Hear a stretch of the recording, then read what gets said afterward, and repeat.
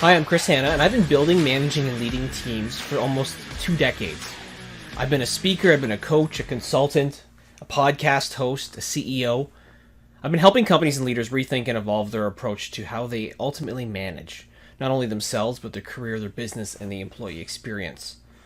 Of course, one thing I've definitely learned over the last couple of years, in particular, and definitely over the last decade, is that there are always new ways of accomplishing and achieving results. The truth is, in today's hyper-competitive market, we either as companies or as individuals need to think differently about how we're going to operate. We've got to think differently about our approach, and ultimately how we need to evolve our approach as new circumstances arise, as new challenges, situations arise. Look, with everything that's happened over the last number of years, both teams, businesses, and leaders, it's definitely shown us all that we need to pivot. We need to pivot and change our approach. I've tried a bunch of different tactics. Some good, honestly some bad, and some absolutely terrible. Being in a leadership position for most of the last 2 decades, I've crossed a variety of different industries. I've learned a lot because I've had a lot of different leaders report to me. I've had leaders that I've reported to. I've had hundreds of employees across various different industries and experiences that I've learned a lot from, and they've taught me a lot as well. And over that time, I've learned that I need to evolve my approach. What I do one day can't be the same day in and day out. It needs to change. It needs to differ. I've been fortunate to lead many different industries, whether I started off in retail, was in the car rental business, I was a career counselor at one point. I was also leading and building teams in a variety of different industries. In the rental car industry, 11 different branches I worked in over a 4.5-year period. I was in IT for almost 10 years. I've been in real estate education. I've done my own coaching and consulting, both in career and management experiences as well. So I've learned a lot. And things that I've definitely learned, I want to take you through today. Because I've been that person who has struggled as a leader, questioning what I can do, questioning if I'm making the right decision, maybe paralyzed with fear, not sure what to do, when to do it, sometimes how to do it. There are multiple ways to evolve your leadership approach. And that's what I'm going to take you through today. I've learned many lessons, and some of these lessons are going to highlight here for you. Collectively, I've hired, promoted, and led hundreds of individuals throughout my career at my various stops throughout my journey. I'm excited to share with you during this course the lessons that I have learned that I think are going to help you as you build your own team, your own business, as you are leading people. It's going to help you see that there's ways that you can continue to evolve your approach. Now, some of the specifics that I'm going to tackle with you include a discussion on why leaders are important, because they are critical, my definition of what I consider leadership to be, some of the lessons that I have learned, and I'm going to end with what I call the ultimate key to leadership. Regardless of the business or the group I've led, one thing gets really clear to me day after day is that all businesses revolve around the same thing, and that is ultimately our people. It's our people that make the difference. It doesn't matter what kind of business that you're in. It's your people that are going to decide whether you're going to be successful or not. Every business is about people in some way, shape, or form. This course is about helping you become a better leader, to arm you with the tools and the tactics and ultimately the insight to help you be successful. Now, there is one person, though, that is so important on this journey to becoming a strong leader. Do you know who it is? I'll give you the answer. It's you. You, as a leader, are the most important person when it comes to actually being successful. Because depending on the approach, a leader can make or break a company or a team. Look, if we're too aggressive, we're not aggressive enough, we say or do the wrong things, the results are going to vary greatly. I'll be the first to admit, I've made a ton of mistakes throughout my career. I've lost great employees. I've created morale issues. I've seen performance slip. In almost 2 decades of building and leading teams, I've definitely come to develop what I call my own leadership philosophy, and I want to share this with you now. It's that if you take care of your people, they will take care of your customers, allowing growth, profits, and most importantly, shared success to follow. Shared success is ultimately what matters most to everyone who works with you. Now you're going to notice that I use the words works with you, not for you. There's a difference there. The reality is no one wants to work for someone else. And great leaders should never refer to the people that they work with as someone who works for them. Sure, as business owners and as leaders, we pay for our employees and our team members for their time, their contributions, their expertise, but they don't work for us. They ultimately work for themselves, like we all do. We all work for our own why, our own reason for being. We have our own motivations, desires that ultimately propel us forward. We work to put food on the table, to pay for rent or mortgage, to pay for experiences, to put our kids through daycare or school. We ultimately work for ourselves, and we need to remember that. And that's why it's so important that I say that people make the difference, because you've got to care about your people. And your people are going to care about your customers, allowing that growth and that profits and that shared success to ultimately follow. If I go back in time a little bit here, back in my rental car days, I had worked for 11 different branches over 4.5 years. Look, I moved around a lot, and that sometimes meant that I was reporting to different leaders. Now, you might be asking yourself, why did I move around so a lot, right? Why did I have to continue over 4.5 years to keep almost living out of a suitcase, going from branch to branch to branch?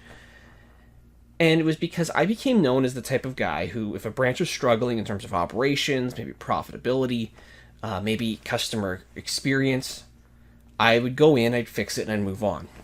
I became this turnaround specialist. I was known as the guy who could go in, assess what's going on, find the solution, fix it, solve it, move on to the next branch. And it helped, though, that in a lot of the territories that I worked in, I would always have an area manager who would back me up and support me.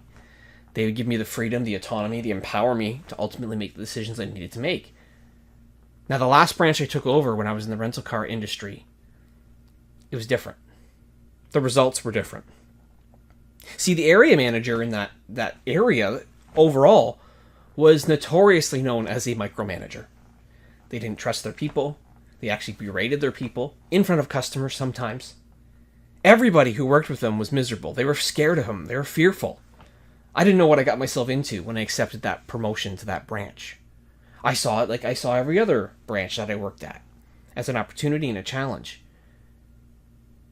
But it was his way or the highway. That was the approach. That was different than what I was used to.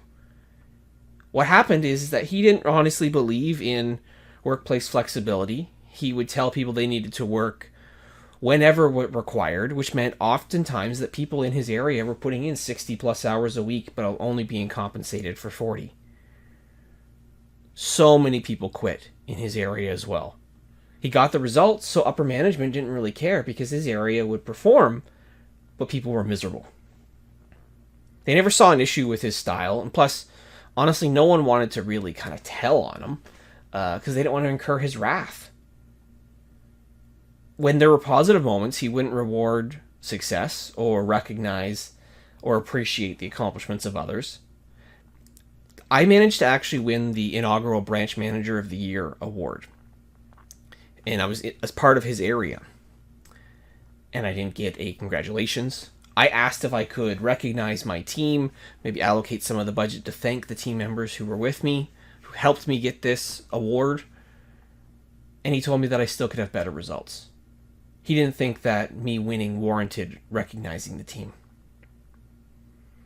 As a leader myself, I couldn't believe how people were treated and how everyone continued to walk around on eggshells. But since I was so miserable, I ultimately realized that as a leader, you can become contagious.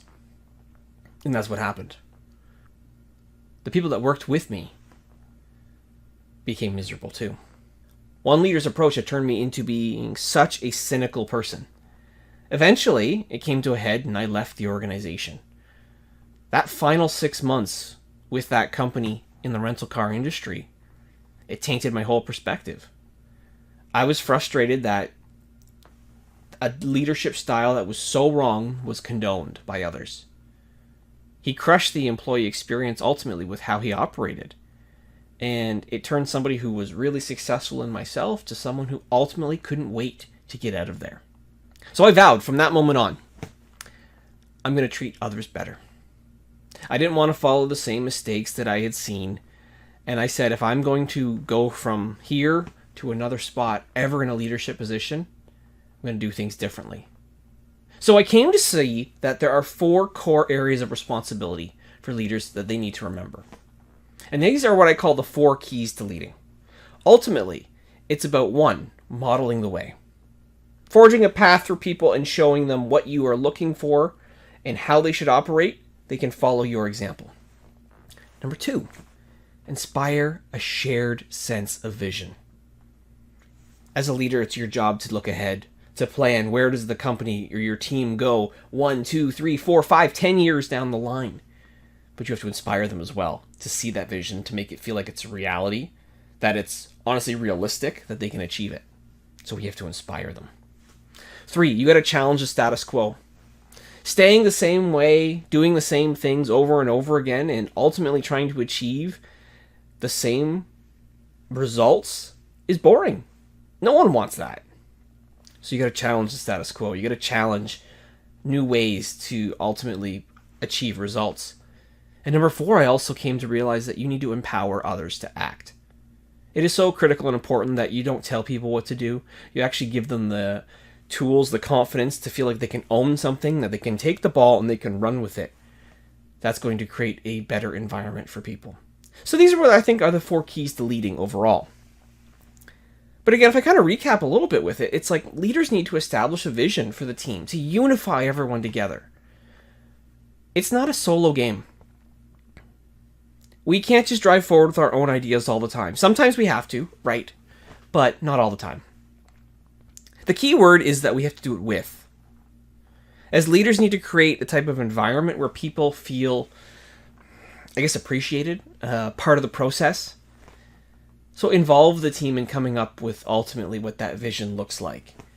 Now, priorities are critical, so I always say that leaders who struggle with prioritizing their people and their needs, or even maximizing them, maximizing their talents and pulling those gifts out of them, are going to want to lose. Unfortunately, in today's hyper-competitive market, that means you're going to lose some great people along the way. Because there is a war for talent. There is. It doesn't matter what type of business that you're leading. People make the difference.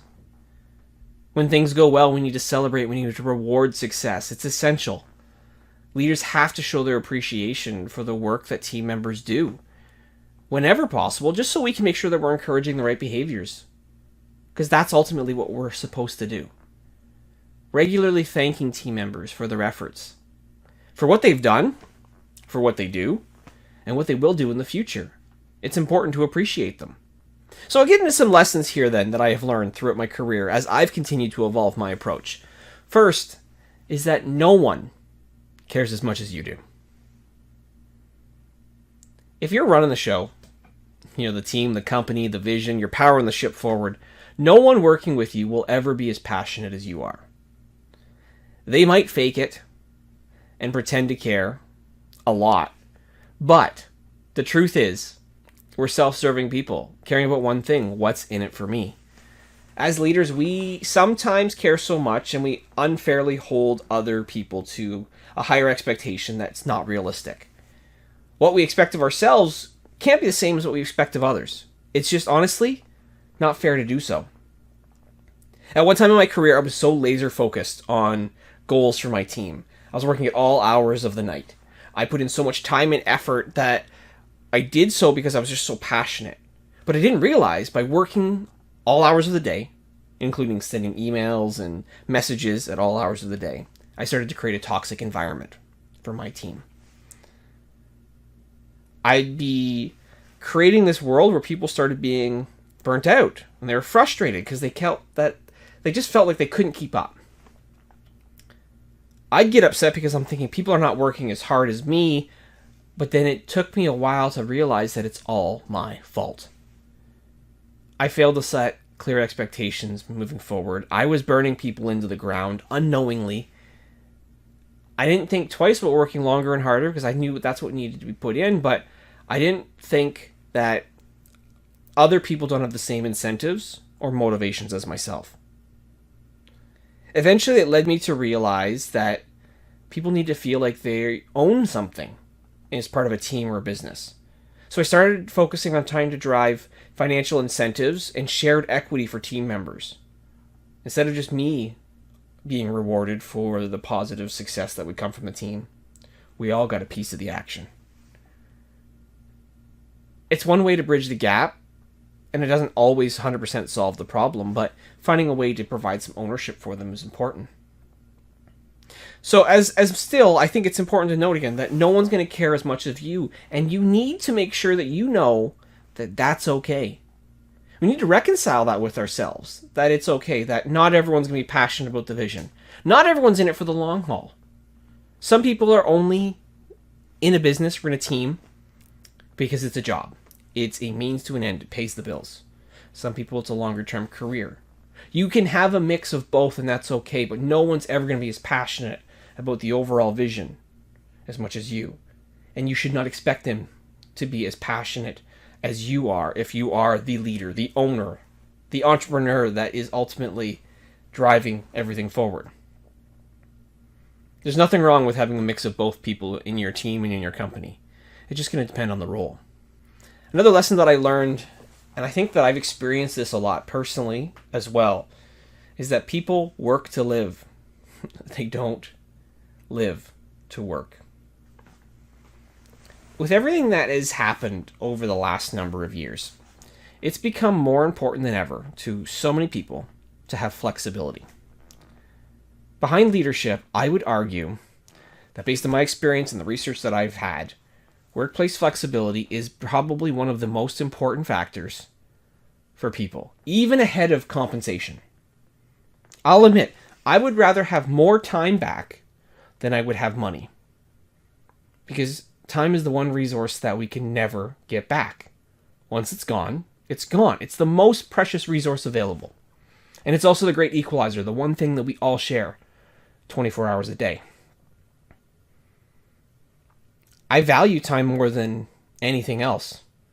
And I imagine many people who are watching this course feel the same. Because ultimately what a course does is it actually gives you time back. The truth is that most employees, they don't want to trade their time for money because work to them feels like a prison. They don't want to work an insane amount of hours. And as I say this, it actually does seem like, yeah, if they are stuck working, whether it's at home, whether it's in person, working nonstop, doing something that they don't like, that is prison.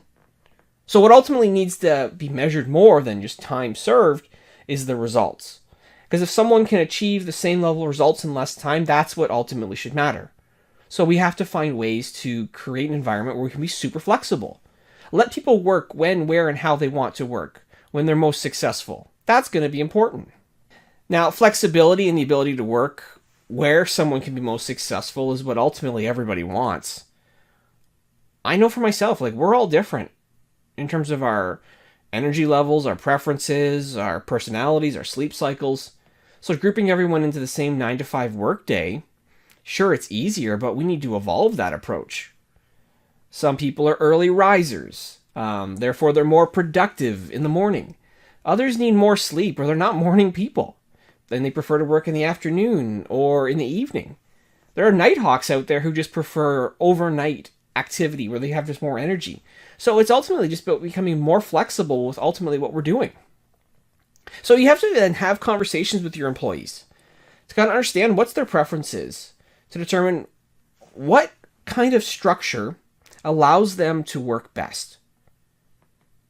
Would it be giving some flexibility, maybe taking a couple hours off in the middle of the day so they can take care of things they need to do with maybe their kids? Someone need to have a staggered shift, a 4-day work week instead of a 5-day work week? What's going to ultimately make the difference for them? The only way to know that is to talk to them, to figure out what makes sense. I've made tons of arrangements throughout my career with employees to either scale back the number of hours that they have.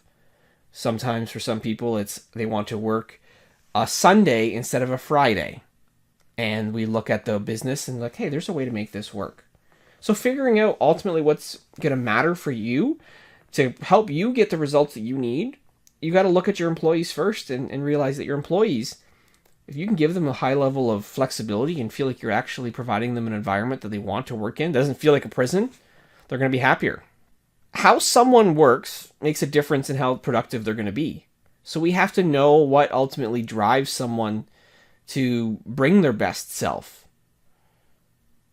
Ultimately, like, I have this idea that I've really kind of believed, and it's almost like a mantra, I would almost say, that's really stood out to me. Especially, I would say, in the last, 10 years of my, 20 years of almost leading. Is that our job as leaders is to hire great people and get the hell out of their way. We can't be so prescriptive, asking them and telling them exactly how to work, when to work, what to do. We have to give them a framework of what we need accomplished, how we're going to measure it, but let them figure out how to get there. That's ultimately going to help them feel like they own something, that they're going to be more bought in. Choose what makes sense, because most people ultimately are capable of making the right decision. The other thing to note, I think that's important too, is that one person can put in an 8-hour day and they can do nothing of value. On the other hand, someone could work 4 hours and they can put in so much value and so much effort that it actually moves the needle. It all comes down to priorities. In one of my other courses, I talk about productivity and how, on average, each person only has 2 hours and 53 minutes of actual productive work per day. I live in Canada, and the stat that I've read here in Canada is 1.5 hours. So it's pretty bad in terms of productivity. But if you can find a way that you can get people to be more productive, more energized, by giving them more flexibility, not having them work long hours just for putting in the time, but also really measuring their results, you're going to see an improved productivity and the results that you ultimately want to see within your team or your business. I said this earlier, but I'm going to come back to it because I think it's an important lesson that it's really critical to remember, is that people make the difference. There's a lot of competition out there. People can, as competitors, replicate your products, your services, heck, your website, but they can't copy your greatest asset, and that ultimately is your people. Because every person has unique gifts and talents, and companies and leaders need to really maximize those. Unfortunately, though, there are people who are underutilized. If you've seen my other course that I have on the 8 forms of waste, you'll know that underutilized talent is one of the biggest forms of waste that exists in many organizations. It's when organizations don't use the skills, the talents, the strengths of the people that they have. It might include not giving them professional development, neglecting to align tasks and strengths together, maybe limited empowerment, authority, responsibility, maybe not getting feedback from them, because the people who are doing the job actually should be the ones who tell you what needs to tweak or change. We got to make sure that we provide the right support, encouragement, empowerment, so that these individuals can ultimately have the success that we know that they want to and should have. So empower your people as much as possible, and it's going to help you. It's going to make your life easier. Because when people don't feel appreciated, it's a problem. Lesson number 4 here is around what I call leveraging performance. Because throughout my career, I've been asked, in whether it's been consulting and coaching people, whether it's just leading team members, how do you get the right results from your team? It doesn't matter if you have 5 people, 500 people. There are critical elements that you need to leverage with your team's performance and as individuals to drive results. If you don't have these in place, the chances of you getting the results that you want are less likely. So I'm going to share a model with you that I call the leveraging performance model. I've used this throughout my career. I came across it probably early on in my career, I'd say 2 or 3 years in.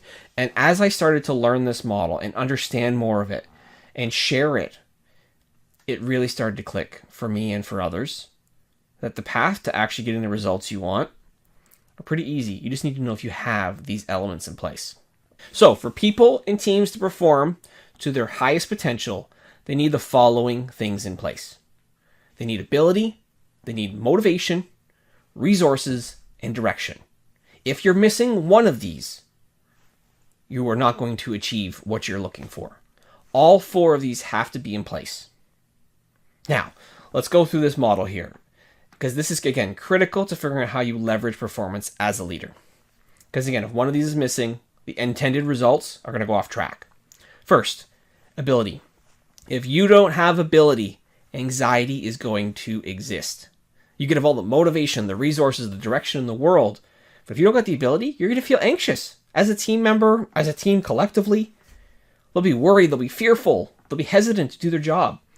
There's a good chance that someone's going to remain quiet and they'll struggle in silence. They'll worry what other people say about them. They might not even ask for help. So if you want to strengthen your team's ability, your role as a leader to support them with coaching and training. Make it your mission, ultimately, to foster an environment where your team can be successful and develop confidence, to master their skills and their abilities. Now, if you don't have motivation on your team, one thing is guaranteed. Your team will do the bare minimum. I've seen this before. I've seen all of these examples before as we actually go through them. Because what's the incentive for doing a good job? If you don't have motivation, there isn't. The hardest part of leading people, honestly, is to get them to actually do their job. It's crazy to actually say that line. But people, many of them, not all, but many of them, don't want to do the jobs that they're hired for because they lack the motivation. Therefore, they'll put in the bare minimum in terms of effort.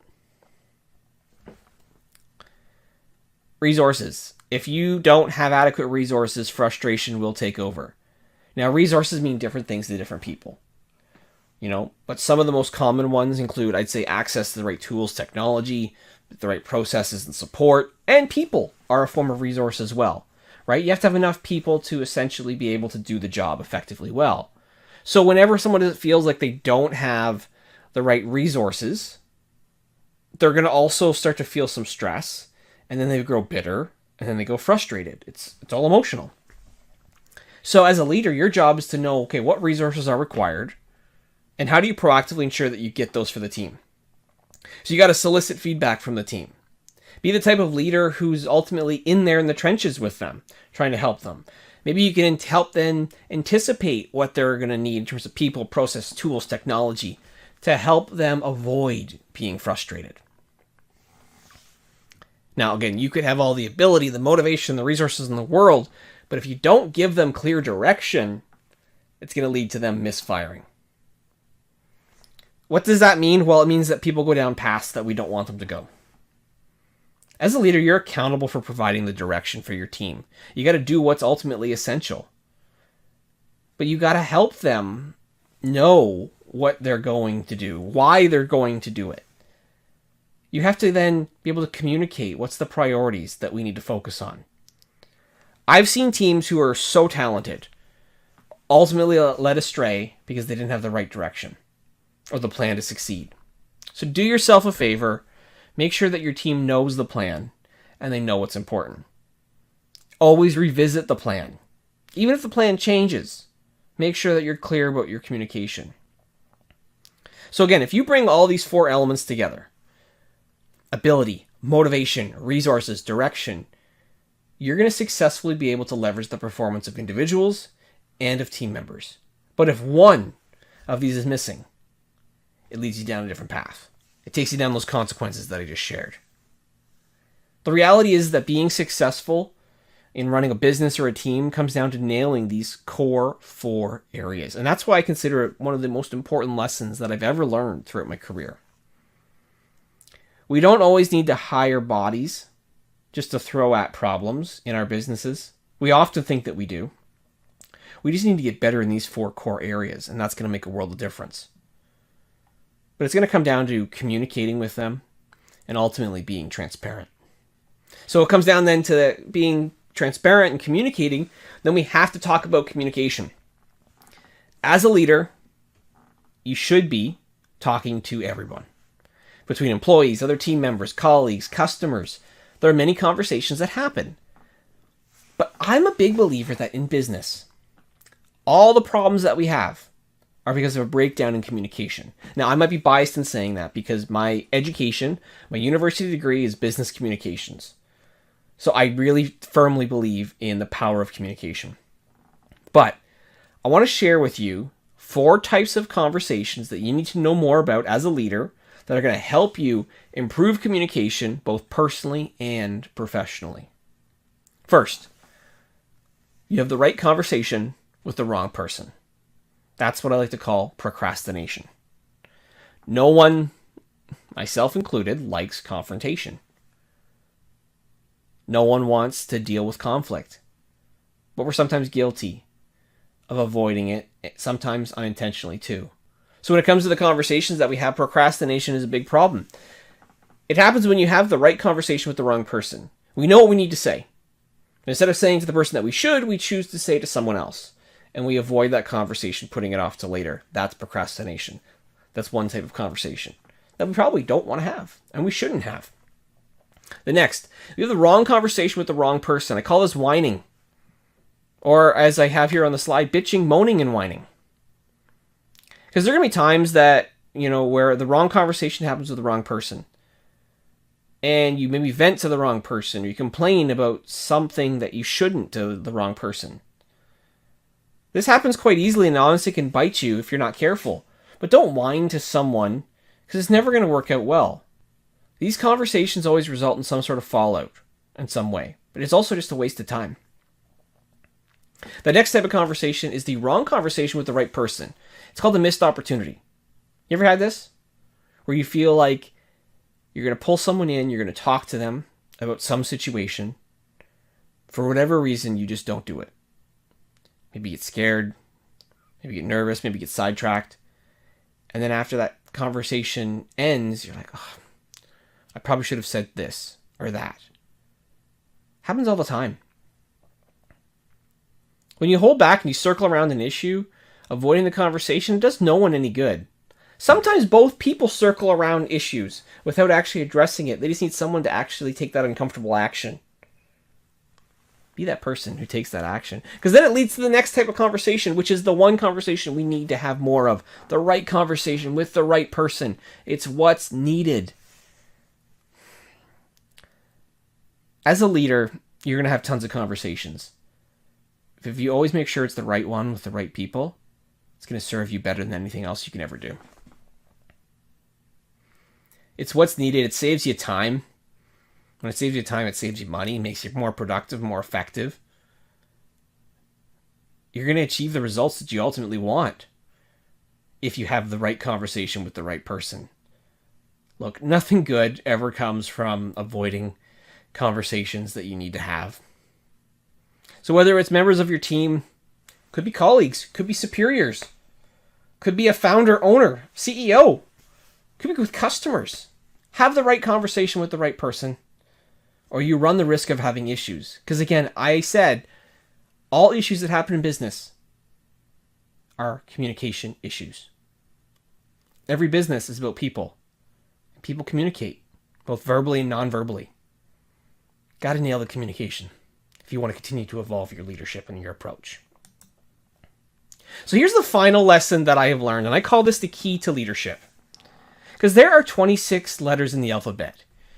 Each letter has a value. A equals 1, Z equals 26. With this in mind, what is the key to success? Is it luck? No. Right? 12 plus 21 plus 3 plus 11 equals 47%. Is it love? Is love the key to success as a leader? Nope. 12, 15, 22, and 5 equals 54%. Is it money? Money does solve a lot of problems, but it's not the key to success. It's only going to get you there 72% of the time. How about this? Is it knowledge? Knowledge is only going to get you there 96% of the way. Okay, then it's got to be this next one. Hard work. Well, hard work only gets you to 98%. So really, what is it? What is the key to success? What's the thing that's going to ultimately make the difference of whether you can be a leader that is evolving their approach, is getting the best from their people, is producing the type of results for your customers, for your business, for your shareholders that you really truly just need to make sure that you're able to have? Well, it's this one. This one is the one that's going to make all the difference and get you to 100% overall. It's attitude. Attitude is the key to success as a leader. Your attitude and the responsibility you put towards it, and how you lead yourself, how you lead your team, how you lead your business, ultimately makes the world of difference. So my final thought is this. You need to lead yourself with the right attitude. You need to learn, you need to grow, and invest in getting better every single day. Sometimes it's going to be baby steps. It's progress over perfection. As leaders of teams and businesses, we need to bring our best selves forward every single day. That's what we need to expect of ourselves, but our employees actually expect the same of us. As do our customers, as do shareholders, owners, founders of the companies we may lead. In our own lives, we need to figure out a way to make sure that we're investing in ourselves and getting better every single day. The best investment you're ever going to make is the one that you're going to make in yourself. Being part of this course is step one in the right direction to becoming a better leader. But you will need to continue to develop yourself in order to truly succeed. You have the power to become the type of leader that can be a game changer, that can make a world of difference, and that ultimately can have unparalleled levels of success. But it starts